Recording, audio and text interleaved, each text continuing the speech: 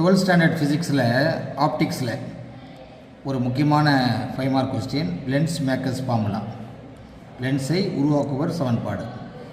ரொம்ப கிடையாது, உங்களுக்கு பேசிக்காக சில விஷயங்கள் புரிஞ்சிச்சுன்னா அந்த கொஸ்டின் ரொம்ப ஈஸி. ஃபார் எக்ஸாம்பிள், இது ஒரு பிரின்சிபல் ஆக்சிஸ். இந்த பிரின்சிபல் ஆக்சிஸில் நான் ஒரு கான்வெக்ஸ் லென்ஸை ஃபிக்ஸ் பண்ணிக்கிறேன். படம் போடும்போது தெளிவாக கவனிக்கணும்.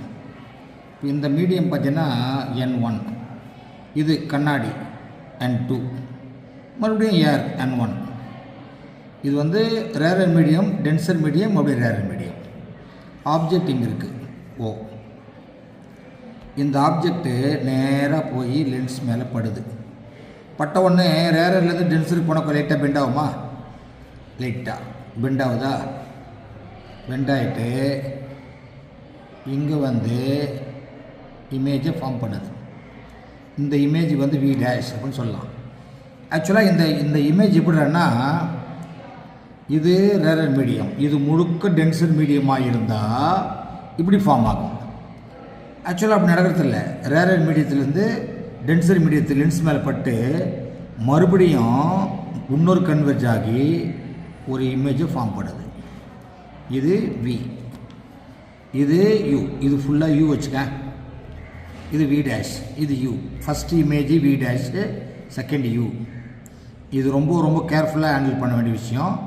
இப்போ நம்ம என்ன சொல்கிறேன்னா, ஒரு முக்கியமான ஃபார்முலா சொல்கிறேன் நான். அதாவது ஸ்பெரிக்கல் மிரர் லென்ஸில் ஒரு ரேஸ் பட்டால் எப்படி ரிஃப்ராக்ட் ஆகும், அதுக்கு ஒரு ஃபார்முலா ஒன்று இருக்குது.